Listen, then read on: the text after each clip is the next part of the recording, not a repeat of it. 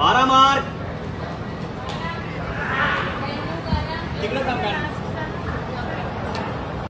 तर मित्रांनो तुम्ही या ठिकाणी बघू शकता या मित्राने कशा प्रकारे गोळा फेकलेला आहे. पहिले या मित्राचा गोळा आउट ऑफ गेला होता 15 मार्काचा, पण काय झालं त्याचा पाय पुढे पडला रिंगणाच्या. पण प्रॉब्लेम एकाच जागी येतो मित्रांनो, तो म्हणजे कोणता माहितीये का, की पाय जरी तुमचा पुढे पडला असेल ना रिंगणाच्या, तर दुसरा जो आपल्याला चान्स भेटतो तुम्ही त्याच प्रकारे तो प्रकार म्हणजे ज्या प्रकारे तुम्ही अगोदर गोळा फेकला होता त्याच प्रकारे.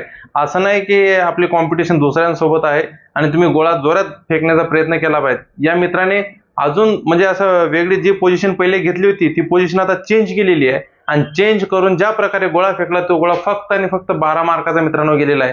तर सगळ्या मित्रांना एकच विनंती आहे, पोलीस भरतीमध्ये कधीही असा समजा जेव्हा तुम्ही पहिल्यांदा गोळा उचलताना फेकायचा आहे म्हणून त्यावेळेसच आपल्याला असं समजायचं का हा आपल्यासाठी लास्ट चान्स आहे मित्रांनो.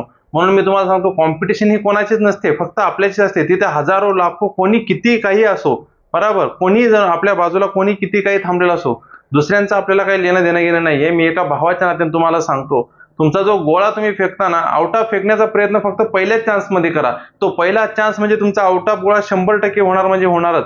फक्त पहिल्या चान्स मध्ये तुम्ही गोळा आउट ऑफ फेकण्याचा प्रयत्न केला पाहिजे. मी नॉर्मली हा पोलीस भरती जे मुंबई पोलीस भरतीला जो हा डेमो झालेला आहे, सॉरी पोलीस भरती जी झालेली आहे, मी त्याचा तुम्हाला नॉर्मली हा डेमो दाखवलेला आहे. पण ग्राउंड वरती मी तुम्हाला लाईव्ह दाखवणार आहे की गोळ्याची स्टेप तुमची कोणती असली पाहिजे, कशा प्रकारे तुमचा गोळा आउट ऑफ गेला पाहिजे.